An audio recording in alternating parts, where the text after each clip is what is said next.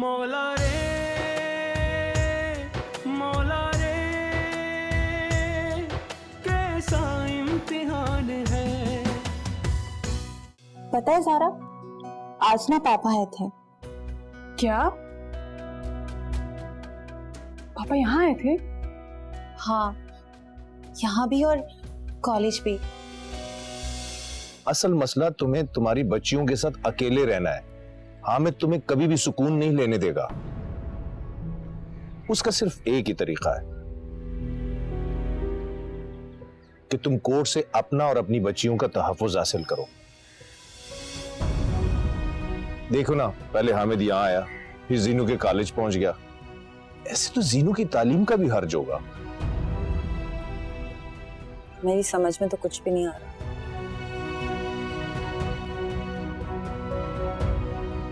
मैं ज़ारा और जीनू से बात करूं? बिल्कुल भी नहीं। उन दोनों को इस चीज में बिल्कुल घसीटने की जरूरत नहीं। दूर ही रहने दो तो अच्छा है। अच्छा, एक काम करते हैं, बाहर चलते हैं। तुम रिलैक्स होकर सोच लेना।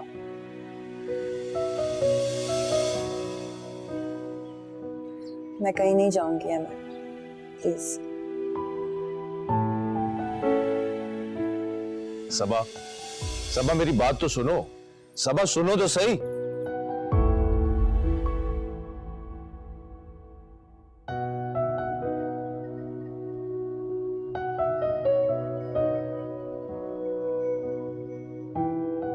मैं तो कहती हूँ हम अपने ही घर चलते हैं। वहां जो होगा देखा जाएगा। नहीं मामा प्लीज, हम वहां नहीं जाएंगे। वहां मुझे बहुत डर लगता है। यहाँ पर तो फिर भी अंबर आंटी है, वहां हम बिल्कुल अकेले हो जाएंगे। बेटा, अंबर आंटी हमारी वजह से बहुत मुसीबत में है। मामा, हम अहमद अंकल के घर चलते हैं। चुप करो, सब फजूल बातें करती है। ये मेरे अंकल के घर। मामा, मुझे आपसे बात करनी थी जरूरी। मेरी एक दोस्त है, बहुत अच्छी दोस्त है। वो कह रही थी कि उसका फ्लैट खाली है यहीं फेज टू में जी। तो वो कह रही थी कि अगर आप चाहें, अगर तुम्हारी मामा परमिशन दे तो तुम लोग वहां शिफ्ट हो जाओ।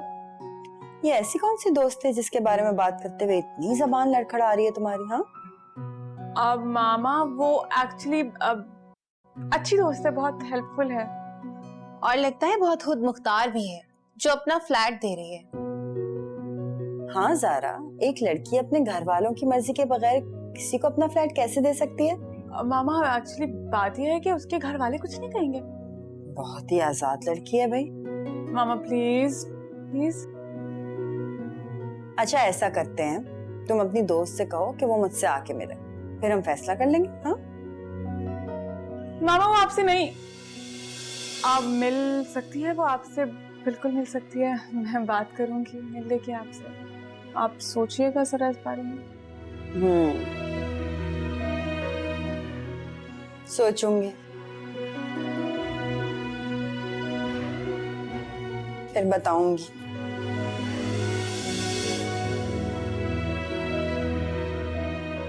तुम्हारी दोस्त की एजुकेशन अभी कंप्लीट नहीं हुई होगी, इसीलिए तो मिल नहीं सकती होगी बेचारी, है ना? कितनी चालाक हो तुम जीनिया, वैसे तो हर वक्त रोती रहती हो। अच्छा ये बताओ कि वो दिखती कैसी है? कैसी है? बहुत शानदार है ना, मुझे पता था। मामा को बताओ। मामा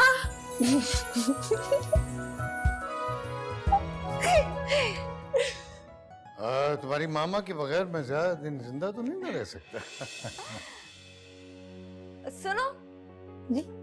मामा को नाश्ता दिया? हाँ जी, पेट भर के नाश्ता करके गई हैं दोनों बेगम। मुझे आपसे कुछ जरूरी बात करनी है। ये मामा और आयशा आंटी का। हाँ हाँ बोलो, मैं सुन रही हूँ तुम्हारी बात। क्या बात? सारे जेवर सब लेकर गई हैं, जिसे वो लड़की पहले टीवी तो बंद करें, फिर बात सुनेंगी। अपने आशिकों के साथ।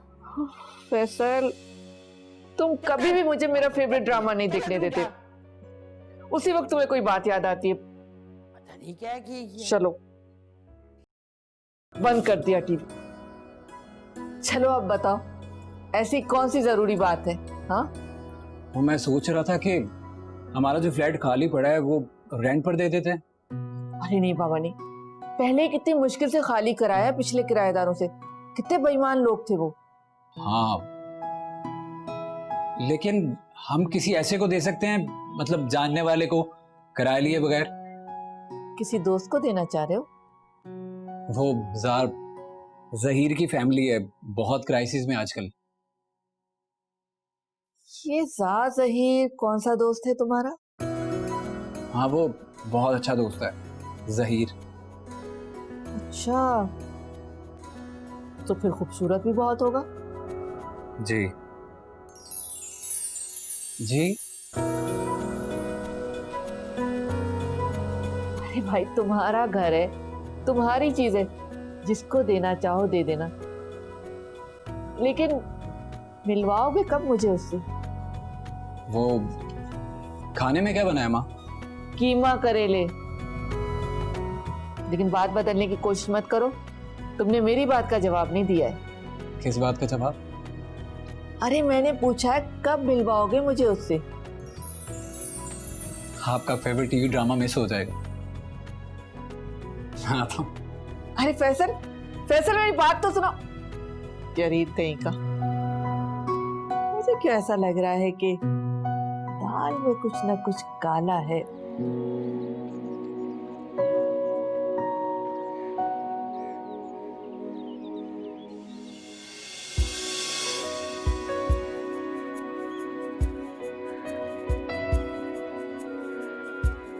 पानी।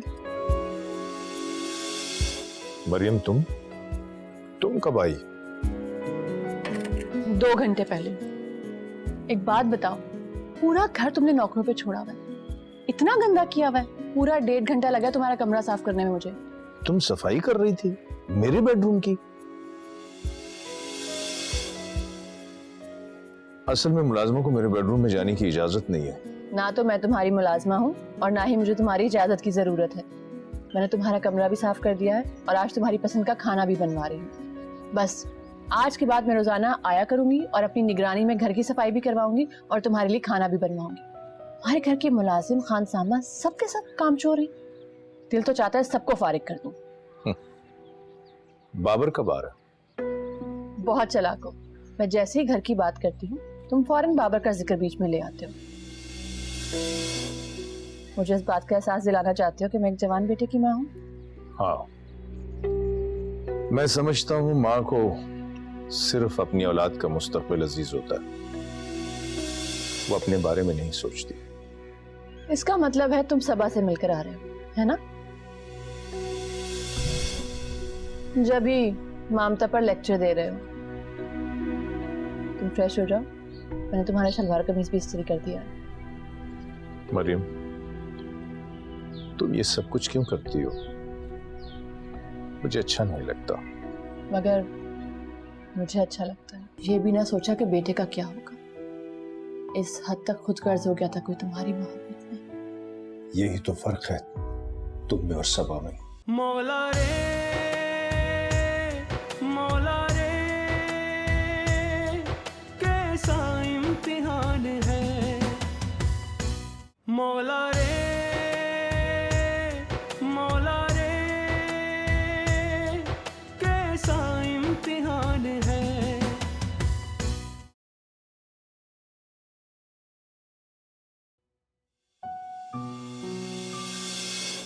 क्या हुआ हेमर? खाना अच्छा नहीं बना? ऐसी तो कोई बात नहीं, बहुत अच्छा है खाना। पर खा क्यों नहीं रहे? मुझे भूख नहीं। इतने परेशान क्यों? तुम सबा के लिए कुछ भी नहीं कर सकते। वो हामिद की बीवी है। समझ नहीं आता कि सबा ऐसे रिश्ते को क्यों निभा रही है जो उसके लिए किसी जिल्लत से कम नहीं। चलो आज साफ साफ बताइए तो, तुम सबा और हामिद के रिश्ते को खत्म होता हुआ देखना चाहते हो?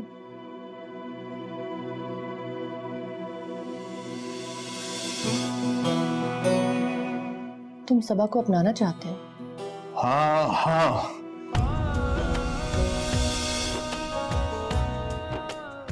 मैं सबा को अपनाना चाहता हूं, मोहब्बत करता हूं मैं उससे बरसों से।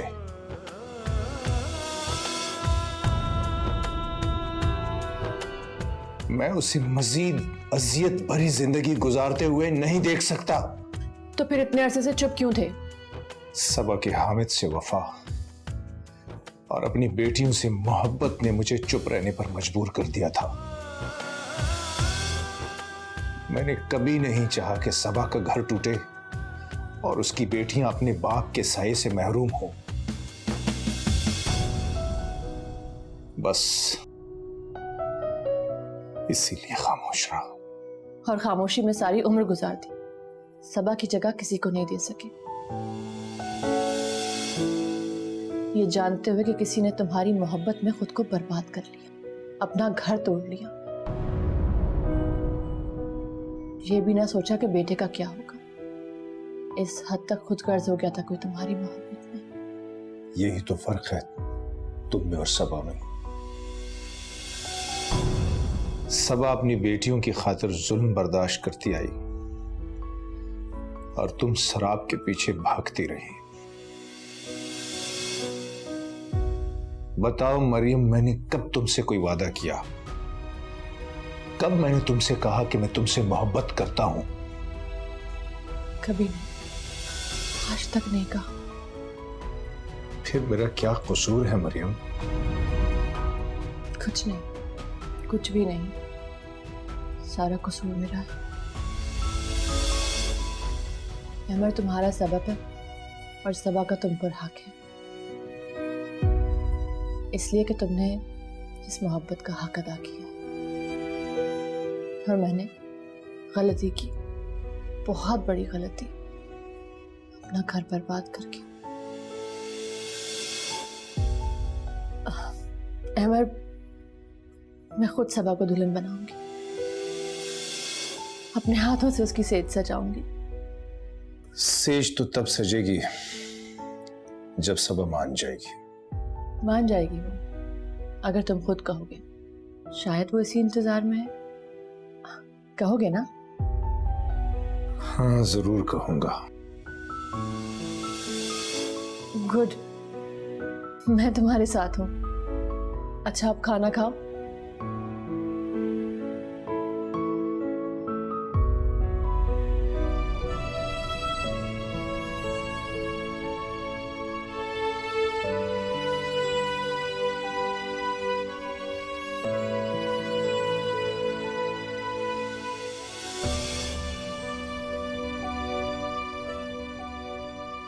मामा,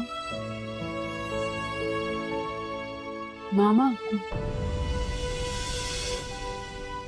बोलो। एक बात कहूं? तो मेरे ख्याल में इंसान को खुद से लड़ना नहीं चाहिए। क्या मतलब? मतलब ये कि जो दिल कहे वो मान लेना चाहिए। क्या कहना चाहती हो? कहना तो बहुत कुछ चाहती हूँ, लेकिन आप नाराज हो जाएंगे। अगर अपनी हद में रह के बात करोगी तो नहीं नाराज होंगी।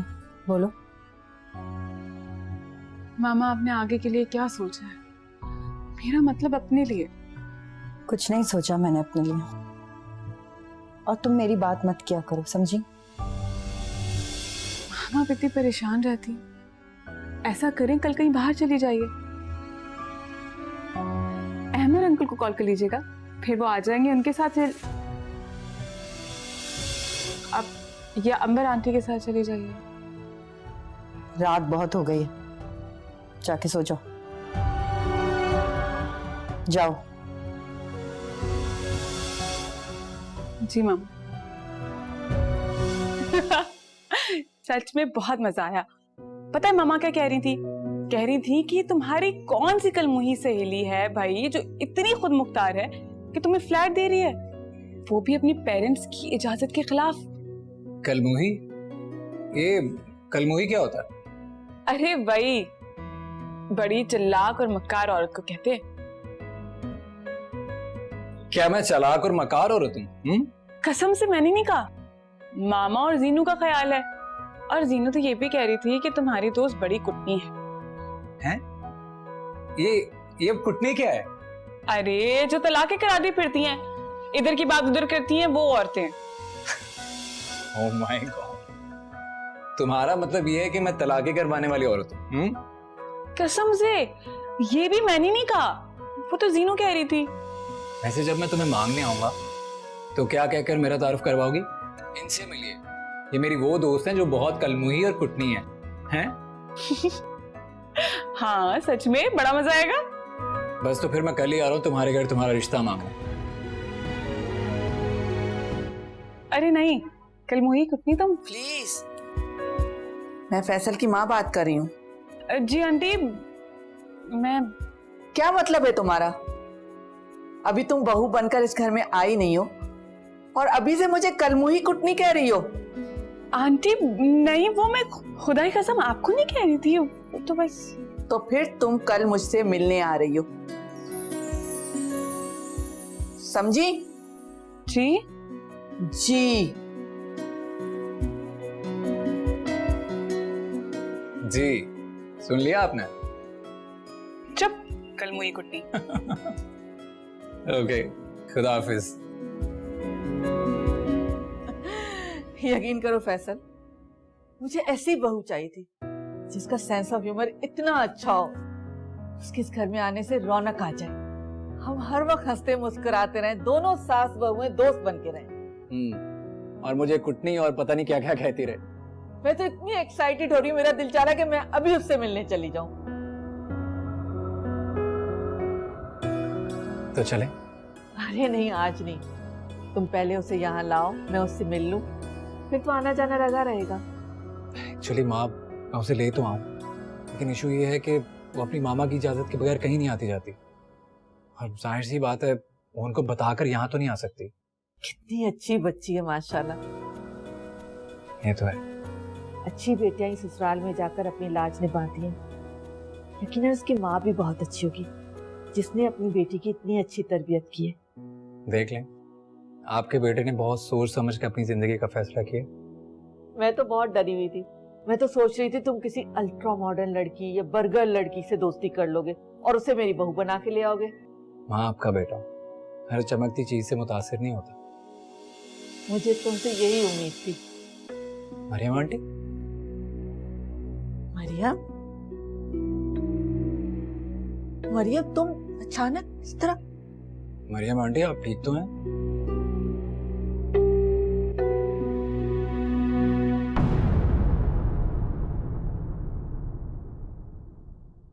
बहुत लकी हैं आप मामा, 1 मिनट जाया किए बगैर अहमद अंकल की बात नहीं मुझे बहुत खुश रखेंगे आपको। शर्म आनी चाहिए तुम्हें, अपनी माँ से ऐसी बातें करते हुए।